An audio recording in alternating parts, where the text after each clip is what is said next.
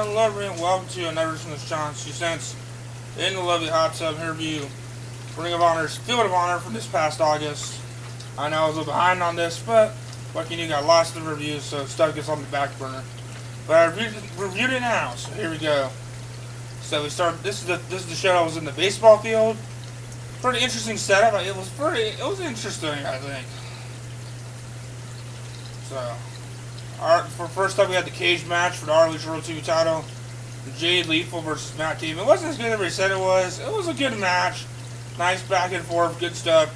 I think if it wasn't for all the shenanigans with Cesar Sparks and Trick Martinez, match would have been a lot better, but that's what these matches have been. Lethal retains. I think Lethal and Taven's match should be a lot better if there wasn't so much interference. I understand it's part of the storyline, but that's the world match. That could have been a lot better, and this match should have been a lot better if there wasn't all the interference. Then we had Mark Briscoe's WATANABE. Alright match. Mark Briscoe's Redneck Kung Fu is pretty entertaining. It was an alright match. Mark Briscoe got the win.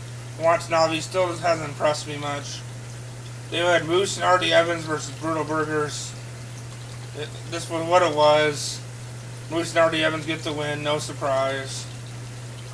Then we had Mike Bennett versus Rocky Romero. Rocky Romero was a saving grace this match. He did all he could. Still not a fan of Mike Bennett. Nice dude, not a big fan of his wrestling ability. Mike Bennett gets the win with a nice TKO. Alright match there. The Decade squashes some jobbers.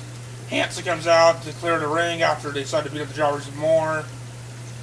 Then we had Silas and Ciampa. A nice hard-hitting battle. Good stuff. If you like hard-hitting, Puro style, this match was really good. Surprisingly, Silas Young got the win over Ciampa. That was pretty interesting. With the help of a ring bell. Then we had the most hype match, Cedric Alexander vs. HH. It was good, but not as good as I thought it would be, and not as good as their PPG match and their other matches they've had. But and the win came out of nowhere. Cedric hit a Mikanuchi driver, which you thought HH would kick out of, but he didn't. The match was kind of short for my standards. But Cedric's got the win, and a solid match, I thought. Yeah, the ROH World Tag titles. We had Red Dragon defending against Kaz and Daniels, the Addiction. Good match. Great tag team action, back and forth.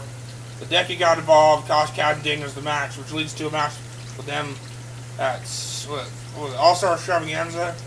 But a solid match. Kaz and Daniels, I love watching them work. I didn't deserve tag titles sooner or later. I hope they get them. I think Red Dragon's kind of had their reign. I think they've had a good reign. I think it's time to give someone else the ball. I think the Addiction's the guy to get the ball. Then we had the main event for the ROH World title. We had Four Corner Survival. We had Michael Elgin defending his title against Adam Cole, AJ Styles, and Mark Briscoe. Awesome match. Match of the night. By far. Just so good. They did the four-way awesomely. It was just great action. It was just so damn good. It's a must-watch, I think. There's some great spots in this match. And one thing I guess on the show, everybody said CM Punk Kid disrupts the show. The only time I noticed the CM Punk Kid was there was some kind of argument during the Alexander ACH match with some guy in a blue shirt him. I don't see the big deal about the CM Punk Kid. Everybody makes a big deal on Twitter.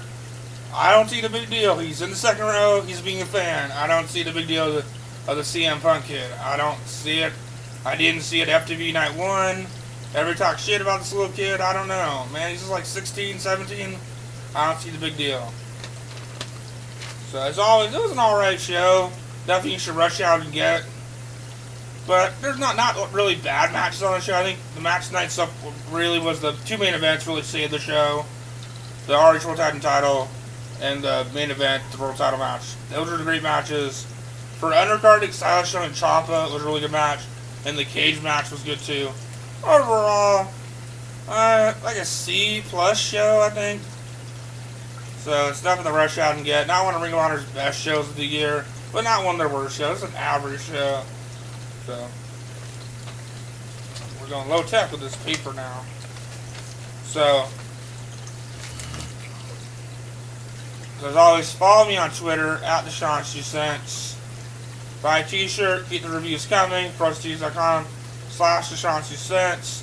And at first I don't know about a t-shirt, Greg Man. And if you're a Greg Man, you're watching, please send a pic if you're wearing a shirt. That's a little mystery I haven't solved. Because usually people that buy shirts, I know who they are. I don't know who this guy is. That's a little mystery I want to solve.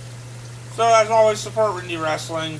If you want me to review something, send me a message on Twitter, Facebook, Instagram, YouTube, anywhere.